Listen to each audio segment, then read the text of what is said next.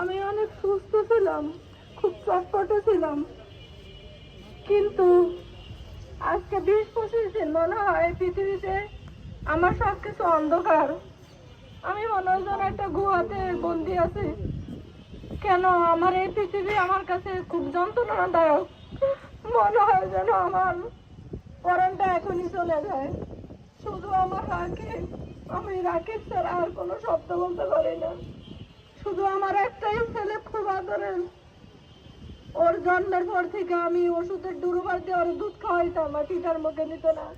ওরা আমি তিল তিল করে দীর্ঘ 25 বছর বাঁচছি। ওর হাসি, ওর ভঙ্গিমায় আমারে সবসময় মাথায় রাখতো।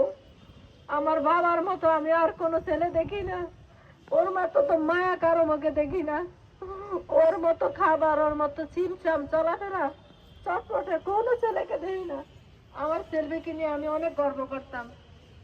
ওকে আমি যখন ইন্টার পরীক্ষা দিয়ে 24 তারিখে ফর্ম ফিল আপ করি, 26 তারিখে পরীক্ষা, আমি বলছি বাবা তুমি কি পরীক্ষা দিবা? বলে আমি পাস করবো। ও 4.50 পাইছে। ওর মেধা অনেক ভালো ছিল। আমি ওর পাশে থাকতাম সব সময়, খুব হেল্প করতাম। কিন্তু আমি জানতাম শহীদ মিনার আসে, বললাম আমি শহীদ মিনার, কিন্তু এই শহীদ মিনার যে